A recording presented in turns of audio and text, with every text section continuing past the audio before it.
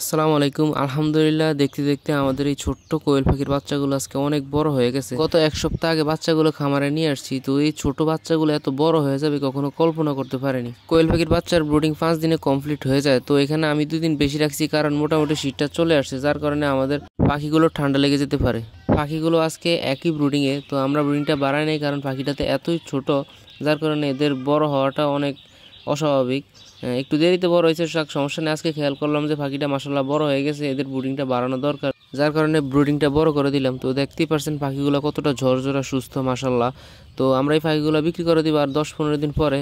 এখানে অগ্রিম কিছু বুকিং করে রেখেছে অনেকেই, তো আপনাদের যাদের লাগবে তারা আমাদের সাথে যোগাযোগ করতে পারেন। কমেন্ট বক্সে আমি হোয়াটসঅ্যাপ নাম্বার দিয়ে দিব, কেউ চাইলে এই নাম্বারে কন্ট্যাক্টে যোগাযোগ করতে পারেন। আমাদের কাছে অরিজিনাল একবার এটা জাপানিজ কোয়েল পাখি, তো এটা বছরে প্রায় 250-এর উপরে ডিম দিবে ইনশাআল্লাহ। তো ব্রুডিংয়ে আমরা কিছু প্লাস্টিকের চট ব্যবহার করি কারণ নিচ থেকে যেন ঠান্ডাটা না ওঠে, চটের উপর আমরা ভুসি দিই। তো আজকে দেখতেছেন যে ভুসিগুলো একবারে ভিজে শক্ত হয়ে গেছে, যার কারণে ভুসিগুলো চেঞ্জ করে দিতেছি। অনেকে কী করে ভুসিগুলো রোদে শুকায় কিংবা মেলে দেয়, এতে করে গ্যাসটা বেড়ে যায়। এগুলো না দেওয়াই ভালো, কয় টাকার আর ভুসি, তো এগুলো ফেলে দেওয়াই ভালো আমি মনে করি।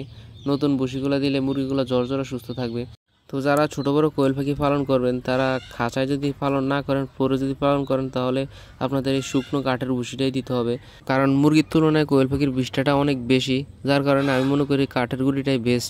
আসলে কোয়েল পাখি পালন করে লস নাই, আমি যা দেখছি মোটামুটি এগুলোতে কষ্ট কম, খরচও কম, সব দিক দিয়েই সুবিধা আছে। তো যাই হোক, আপনারা যে ব্রুডারটা দেখতেছেন এটা হচ্ছে আমার ব্রয়লার মুরগির শেডের ব্রুডার। তো ওই শেডে আমি এখনও মুরগি তুলি নাই, আপাতত তৈরি করে রাখছি ব্রুডিংটা। তো মুরগি কালকে অথবা পরশুকে চলে আসবে ইনশাআল্লাহ। আর এখানে আমারও ব্রুডিং শেষ কোয়েল পাখির। আর এই ব্রুডিংটা এই কারণে এখানে ব্যবহার করছি, আমার তাপটা অনেক নিয়ন্ত্রণে ছিল। যদি এই ব্রুডারটা না থাকতো হয়তো বা মুরগির ঠান্ডা লেগে যেতে পারতো। সো এই ব্রুডারটা থাকার কারণে আমি পাখিগুলোর তাপমাত্রা নিয়ন্ত্রণ করতে পারছি মোটামুটি, আলহামদুলিল্লাহ, যতটুকু হয়েছে আলহামদুলিল্লাহ। আর এখানে আমি ট্রে ব্যবহার করতেছি না, আমার ট্রে নাই, যার কারণে আমি এখানে এই একটা খাদ্যের বস্তা নিয়ে ওটাতে আমি খাওয়াইছি কয়েকদিন। আর যে খাদ্যের নতুন পাত্রটা দেখতে পাচ্ছেন এটা আমি নতুন এখানে অ্যাড করছি। মোটামুটি যা দেখতেছি আলহামদুলিল্লাহ, যতটুকু চলতেছে চলুক, চালায়া যায় ইনশাল্লাহ, দোয়া রাখবেন। আর আপনাদের যাদের পাখি লাগবে অবশ্যই আমাকে কল দিবেন, কমেন্ট বক্সে নাম্বার দিয়ে দেবেন ইনশাল্লাহ। দেখা হবে অন্য কোনো ভিডিওতে, পর্যন্ত ভালো থাকবেন। আসসালামু আলাইকুম রহমতুল্লাহ।